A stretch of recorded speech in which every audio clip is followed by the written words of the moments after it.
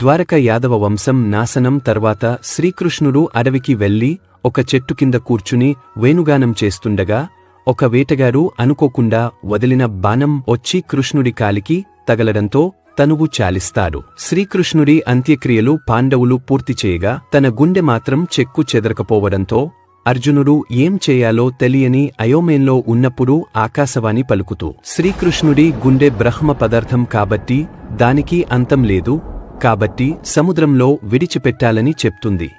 అలా సముద్రం యొక్క అలల్లో ప్రయాణించిన కృష్ణుడి గుండె ఒక వేప చెక్కకు అంటుకొని నీలరంగులో మెరుస్తూ పూరిలో జగన్నాథుడిగా వెలిసింది. ప్రతి 12 సంవత్సరాలకి విగ్రహాలని మార్చినప్పుడు పూరిలో కరెంట్ తీసేసి పూజారులు తమ కళ్ళకు గంతలు కట్టుకొని కృష్ణుడి గుండెని ఒక విగ్రహం నుండి మరో విగ్రహంలోకి మారుస్తారు. ఇలా మార్చేటప్పుడు గుండె ప్రతిస్పందనలు అనుభూతి చెందినట్టు అక్కడి పూజారులు తెలుసా, దీన్ని పెద్ద ఉత్సవంలాగా జరుపుకుంటారు. అదే పూరి జగన్నాథ స్వామి ఆలయంలో జరిగే నభా కళేబర ఉత్సవం. నభా కళేబర అంటే దేవుడికి కొత్త శరీరం ఇవ్వడం అని అర్థం. ఆ రోజు పూరి మందిరములో దీపాలు అన్ని ఆపేస్తారు. అలాగే పూరి నగరం కూడా మొత్తం వెలుతురు అనేది ఉండకుండా చేస్తారు. అప్పుడు ఆ ఆలయానికి చెందిన 4 పెద్ద పూజారులు ఆ గర్భగుడిలోకి వెళ్లి వారి కళ్ళకు గంతలు కట్టుకుని చేతులకు పట్టు వస్త్రాలు చుట్టుకుని పాత జగన్నాథుడి విగ్రహంలో నుంచి వెలుగుతున్న కృష్ణుడి గుండెని తీసి దాన్ని చూడకుండా ముట్టుకోకుండా కొత్త విగ్రహంలోకి ప్రవేశపెడతారు. ఈ ప్రవేశపెట్టే సమయంలో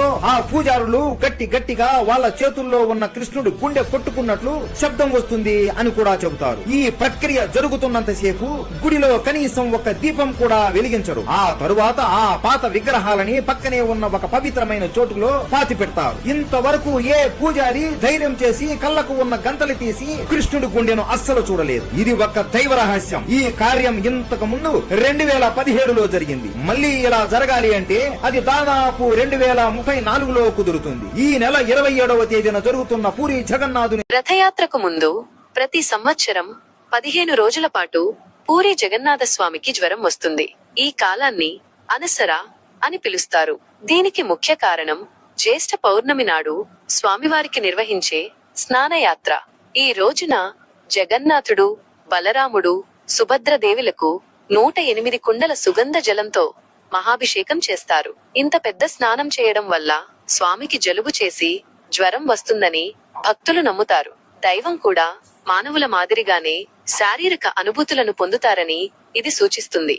జ్వరం వచ్చిన తర్వాత స్వామిని ఆలయంలోని ప్రత్యేక గది అయిన అనసర గృహంలోకి తరలిస్తారు. ఈ 15 రోజుల పాటు భక్తులకు స్వామి దర్శనం ఉండదు. ఈ సమయంలో రాజవైద్యులు స్వామికి ఆయుర్వేద మూలికా కషాయాలు, తైల